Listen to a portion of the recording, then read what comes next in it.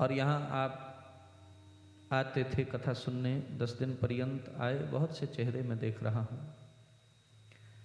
जो 10 ही के 10 दिन निरंतर इस कथा को सुनते रहे। घर से आप निकलते थे, घर जाते थे तो कम से कम 5 घंटा तो आपको लगते ही होंगे। 5 घंटा आपने जीवन के रोज सत्संग के लिए अर्पित किए,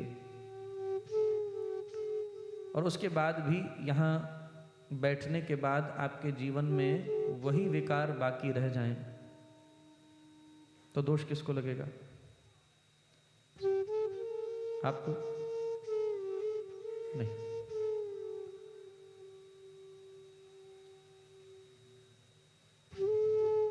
दोष मुझे लगेगा।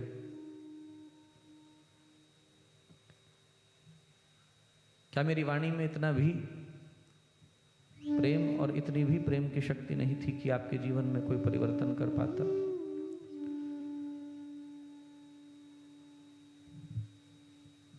और बंधुओं, जब जगत के लोग ये देखते हैं कि अमुक व्यक्ति 5 घंटा नित्य जाकर सत्संग करता है, उससे जगत एक अपेक्षा बांधता है, ये व्यक्ति संयमी होगा, धीर होगा, इस व्यक्ति के अंदर जरूर सद्गुणों का प्रवाह होगा, इस व्यक्ति के भीतर जरूर सहिष्णुता होगी, सहजता होगी, प्रेम होगा। और जब वो अपनी अपेक्षा से आपके साथ व्यवहार करते हैं और आप सत्संग के विपरीत आचरण करते हैं, तो फिर उस व्यक्ति को बोलने का अवसर मिलता है। वहां जाकर 5 घंटा बैठकर यही सीख कर आया है। जिंदगी के 50 घंटे यही सीखा। और कभी वही व्यक्ति मुझे भी मिल जाते हैं, तो कई बार उनके मुख से सुनने को मिला, क्या आपने उनको यही सिखाया था? वो वक्त होता है बंधुओं जब हम जीते जी चिता पर लेट जाते हैं।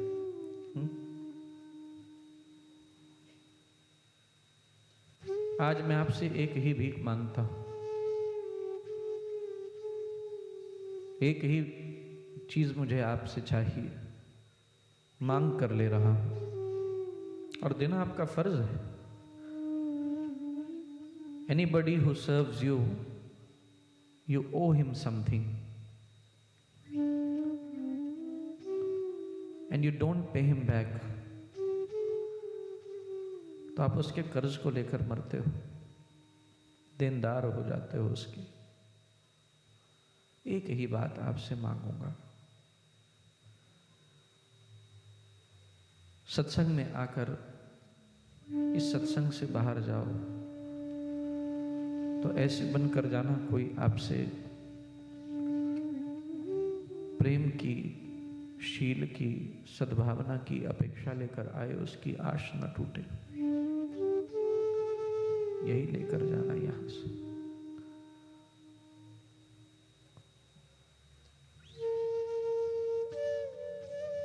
साधु के लिए यही मरण है बंधुओं। वो जो सिखाता है लोग उसे न सीख कर उसको तो मान लेते हैं, लेकिन वो जो बोल रहा है उसकी नहीं मानते। और साधु के लिए ये सबसे बड़ा जीवन है। वो जो कह रहा है लोग उसे जीवन में उतार लें। और यदि ऐसा लोग करते हैं तो वो साधु अमर हो जाता है। वो शरीर छोड़ने के बाद भी जीवंत रहता है।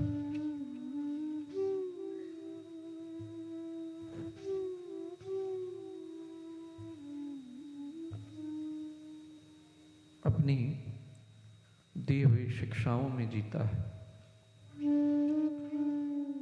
इसलिए अनुरोध करूंगा आपसे, उतारिए जीवन में जो अच्छा लगा हो। इन दिवसों में सतपंच चौपाई मनोहर जानी जो नर और धरे। ऐसे बन जाना कि आपके कारण किसी को भी किसी भी प्रकार का कोई भी कष्ट न हो, यही जीवन की सबसे बड़ी साधना।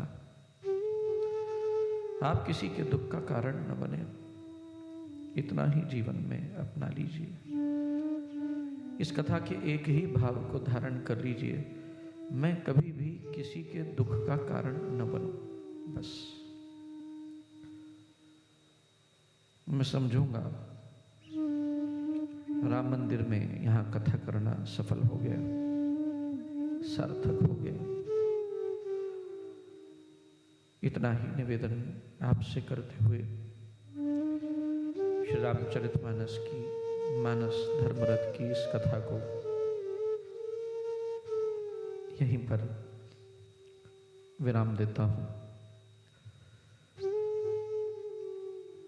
यहीं इस कथा को हम विराम लगाएं और फिर किसी अवसर की प्रतीक्षा में रहें। ईश्वर ऐसा संयोग करें। मेरे सद्गुरुनाथ गाया करते थे, बार बार मिले राम मेला सजना दा। ऐसे सज्जन, ऐसे सत्पुरुषों का मेल बार बार होता रहे, यही करुणा की मांग करते हुए भगवान से आज आप सबसे राम मंदिर से विदाई लूँगा। कार्यक्रम जो रहेगा उसकी भूमिका अभी आपको बता दूं। अभी मंदिर के कार्यकर्ताओं के द्वारा आपको सूचनाएं दी जाएं, उससे पूर्व मैं 2 शब्द धन्यवाद के और अपनी ओर से लाई हुई माला इन दिव्य लोगों को देना चाहूँगा। परमेश्वर इन्हें सामर्थ्य दें, अधिक से अधिक समाज और राष्ट्र की सेवा धर्म और सत्संग के माध्यम से ये करते रहें। ऐसी करुणा की भीख ईश्वर के दर से इन सब के लिए मांगता हूँ। उपरांत मंदिर के कार्यकर्ता लोग आपसे सन्मुख होंगे। आप सब भी धन्यवाद के पात्र हैं। आपके बड़े महत्वपूर्ण योगदान, उन योगदानों से बढ़कर भी आपकी उपस्थिति के रूप में, आपके प्रेम के रूप में यहाँ प्राप्त होते रहे। उन योगदानों की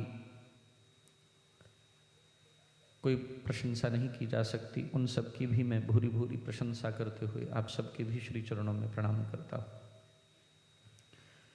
आप सब बड़े सुधी श्रोता हैं, बड़े प्रेमाकुल श्रोता हैं। आपकी श्रवण की शैली भी बधाई का विषय है। मैं धन्यवाद करूं उससे पूर्व ये बता दूं कि जो कार्यक्रम है उसमें आपके सहयोग की बड़ी आवश्यकता है। आपका अनुशासन न टूटे। जब तक मैं पोथी लेकर यहाँ से निकल नहीं जाता, तब तक आप शांत भाव से बैठे रहिएगा। अभी धन्यवाद समिति आपका करे, उसके बाद वस्त्रार्पण होंगे। रामायण जी को हम वस्त्र अर्पित करेंगे। वस्त्र अर्पित करने के बाद एक छोटा सा भाव मैं हमेशा गाता हूँ, वो छोटा सा भाव गाऊंगा और उस भाव के बाद हम आरती करेंगे। आरती के बाद माताएं आगे ही बैठी हैं जिन्होंने कलश उठाए हैं, वो तक्षण पंक्ति में आके कलश ले लेंगी और कलश लेने के बाद जो भी साधक यहाँ मिलना चाहते हैं उन सब के लिए मैं यहाँ हूँ। आपका समय कीमती होगा भैया, हम फिजूल के लोग हैं। अगर आप ऐसा समझते हो। कहा जाता है अन्न का कण और साधु का क्षण ये बर्बाद नहीं करते। अन्न का दाना और साधु का क्षण, उसका एक क्षण महत्वपूर्ण होता है, वो बंदगी में लगाएगा। इनको व्यर्थ नहीं किया जाता। ध्यान रखते हुए तुरंत आप कलश लेवें। सभी से मिलूंगा और फिर पोथी को अपने मस्तक पर धारण करके यहाँ से विदाई लूंगा। और फिर कल को पूज्य गुरुदेव का, मेरे सदगुरुनाथ श्री प्रेमनाथ जी महाराज, जिनके कारण मैं हूँ, हमें माँ अच्छी लगती है लेकिन नानी को हम उतना महत्व नहीं देते। नानी न होती तो माँ भी न होती। तो मैं आपके बीच अगर हूँ तो उनकी कृपा से हूँ। ये शरीर का कोई वजूद नहीं, कोई अस्तित्व ही नहीं, ये सब उनकी करुणा और कृपा है। तो अगर आपको मेरे से थोड़ा भी प्रेम है तो कल हम भारतीय मंदिर में आपका दर्शन करेंगे महाराज के निर्वाण दिवस पर 7:30 से 9:15 बजे तक। द्वितीय प्रार्थना है आपसे 2 तारीख से लेकर 10 तारीख तक गीता पर 12वें अध्याय की चर्चा भारतीय मंदिर में 7:30 से 9:15 होगी। और 4 तारीख को श्री राधा दामोदर मंदिर में, मुझे एड्रेस तो पता नहीं है, श्री राधा दामोदर मंदिर में 4 तारीख को सुबह 10 से 12 बजे तक श्री राधा दामोदर मंदिर के प्रांगण में ही सत्संग संपन्न होगा। वहाँ भी मैं आप सबका अभिनंदन करता हूँ। और 13 तारीख को आपके न्यूजीलैंड से विदाई का अवसर होगा। और प्रत्येक रविवार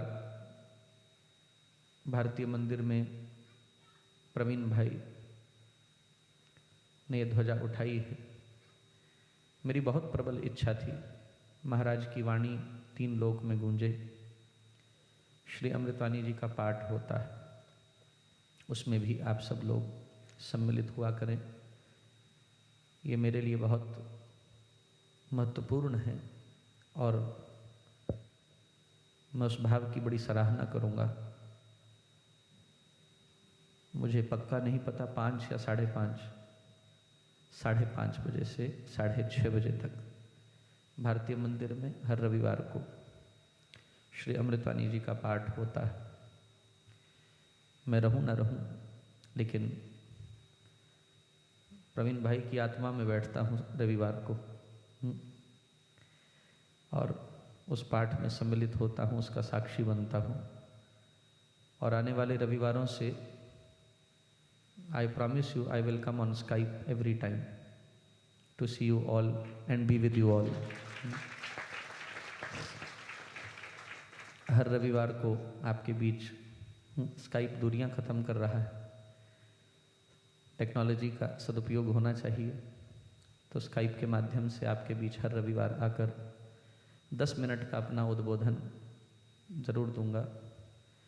गुरु पूर्णिमा के दिन भी लगभग 7 देशों में गुरु पूर्णिमा के अवसर पर सत्संग हुआ और स्काइप के माध्यम से ही सत्संग संपन्न हुआ। सबको मैंने देखा, सबने मुझे देखा, बड़ा आनंद आया। तो इसका प्रयोग हम न्यूजीलैंड में भी करें। तो हर रविवार आपके बीच सम्मिलित रहूँगा। अब शेष कार्यक्रम आगे बढ़ाएं, उससे पूर्व बंधुओं, हर काम को करने के लिए बड़ी हिम्मत चाहिए। आप यहाँ आकर बैठे हैं, बड़ा आसान है आपके लिए आकर बैठ जाना। कैसे ये लगा होगा, कैसे ये योजना बनी होगी, कैसे ये व्यवस्था की गई है, उसके पीछे कितने हाथ हैं, कितना योगदान है, वो हम अनजाना और अनसुना करके चले जाते हैं। लेकिन इस सब के पीछे बहुत महत्वपूर्ण योगदान है, बहुत बड़ा हाथ है। और जिन जिन का इसके अंदर हाथ है, मैं उन सबको बधाई का पात्र मानता हूं।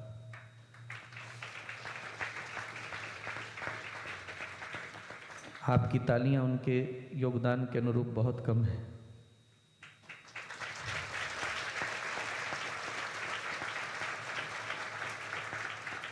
धन्यवाद। मैं जो यहाँ के ट्रस्टीज़ हैं, जिन्होंने बहुत बड़ा काम किया, साईं मंदिर बनने वाला था यहाँ, और वो बीच में अपूर्ण हुआ और फिर अनिहंगा में बन रहा है। लेकिन भगवान अपने कार्य के लिए हर स्थान को सुरक्षित रखते हैं। भगवान को तो किसी न किसी रूप में आना ही था। भगवान ने कहा कोई बात नहीं, साईनाथ अनिहंगा में गए हैं तो यहाँ मर्यादा पुरुषोत्तम आ जाएंगे।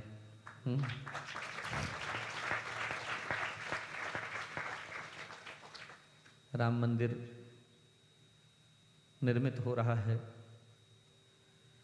और आशा करता हूँ अगली कथा मार्की में नहीं, प्रतिष्ठित मंदिर के अंदर देव प्रतिष्ठान में हम सब मिलकर करेंगे।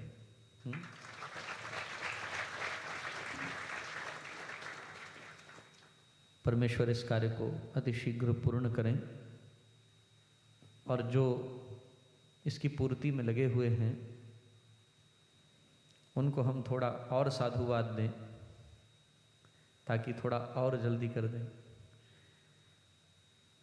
सबके उपयोग का ये स्थान, अभी तो इसे ऑलमोस्ट another 50 feet here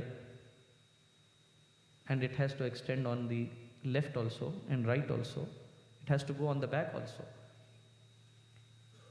और जहाँ बैठे हैं ये मंदिर का स्थान नहीं है, ये तो यहाँ का फंक्शंस के लिए प्रयोग आने वाला हॉल है।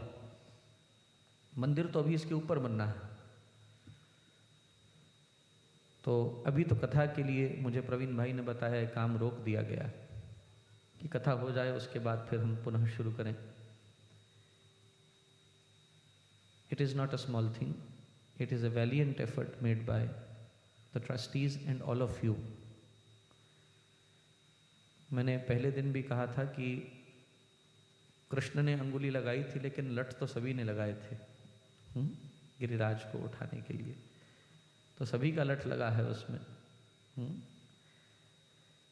इस गिरिराज को उठाने के लिए, इस गोवर्धन को उठाने के लिए तो मैं जो कार्यकर्ता गण हैं, मैं प्रवीण भाई से अनुरोध करूंगा,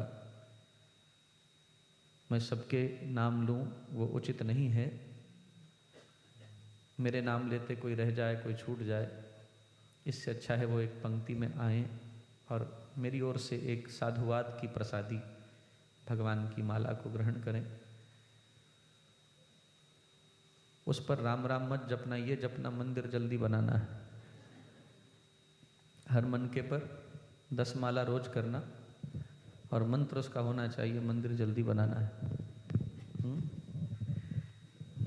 यही मंत्र देता हुआ माला दे रहा हूं। और दूसरा अनुरोध ये भी करूंगा आपसे कि आप लोग भी अपने योगदानों से इसको तुष्ट करें और हम अपनी भावना का परिचय इस भाव से प्रदान करें।